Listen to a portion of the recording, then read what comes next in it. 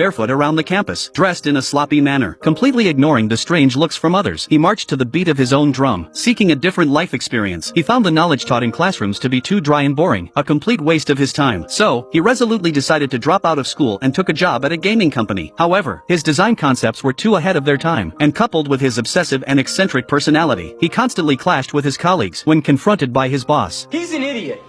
You know, and half the people around here don't know how to design shit.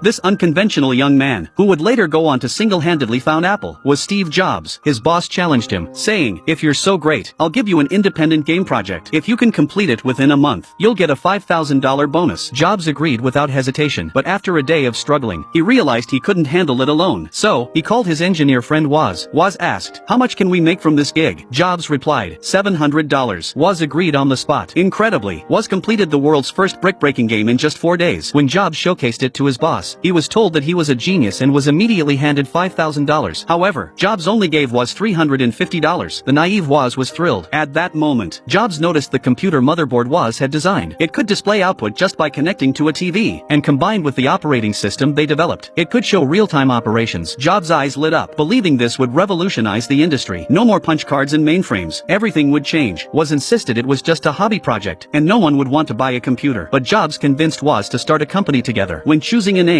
Jobs wanted something that would resonate with people, making them feel compelled to buy the moment they saw it. After a brief contemplation, a name that would change the world came out. Naming it after a fruit. Apple computer.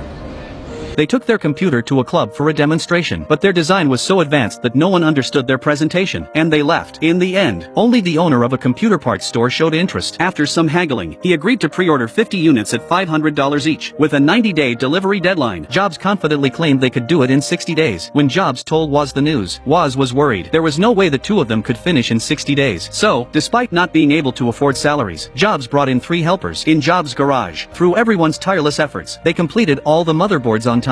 However, upon delivery, the store owner said he wanted complete computers, not just bare motherboards, and demanded a refund. Jobs insisted that he wouldn't find a better motherboard anywhere else in the world, and it would make him more money. Since the store had plenty of keyboards and monitors, selling these motherboards separately could drive sales of other components. The owner saw the logic and took all the motherboards. Just like that, Jobs made his first deal. The owner's feedback that customers wanted plug-and-play devices gave Jobs direction for the Apple II computer and all-in-one machine. But this bold idea brought a challenge. Putting all the components in one box would cause overheating, requiring a fan. However, adding a fan would increase the computer's noise. So, Jobs spent a hefty $200 per day to bring in a design genius to redesign the power supply, solving the cooling issue without needing a fan. While engineers worked on the Apple II design, Jobs was busy making calls to secure investments. He made hundreds of calls a day, but no one showed interest in their product. Just as they were losing hope, an investor named Mike reached out, expressing interest in their computer and investing $300,000. With this first investment, Jobs accelerated product development. The Apple II was released soon after.